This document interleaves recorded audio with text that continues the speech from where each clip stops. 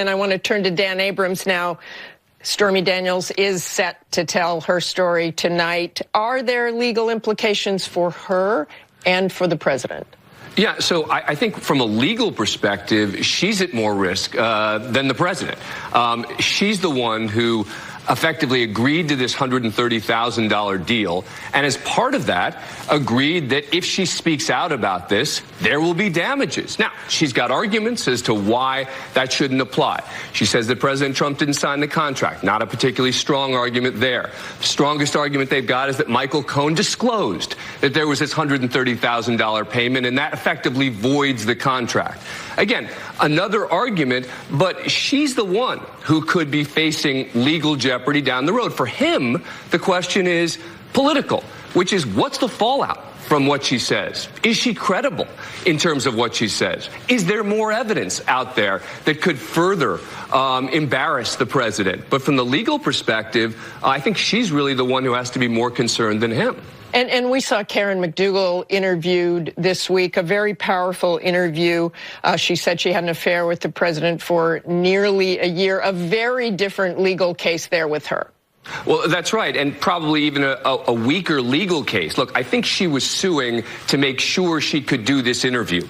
It seems AMI, the company that she signed the deal with for her life story, is not going to sue her over her interview with Anderson Cooper. The question becomes, who owns her life story? And right now, AMI would say, we do. We paid $150,000 for it. She's saying, I didn't understand the contract. My lawyer was in cahoots, effectively, with the other side. That's not a particularly strong legal argument that she has, but I think the most important issue for her is that she's not going to be sued for speaking out about what she says is her affair with the president. And Dan, in the midst of these two stories, there was a third lawsuit involving Trump this week. A judge ruled that former Apprentice star Summer Zervos lawsuit claiming that Trump defamed her by calling her a liar after she accused him of sexual misconduct should be allowed to move forward. Is this a dangerous lawsuit for President Trump? This is the one he should be worried about. The other two, from a legal perspective, I don't think are particularly significant. Why is this one so important?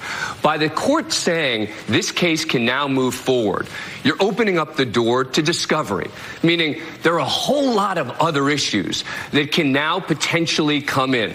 There are even everything from possible tax returns to other women. Remember, she basically says that he kissed her and groped her, but that's not what the case is about. It's about defamation. It's about him saying it's not true.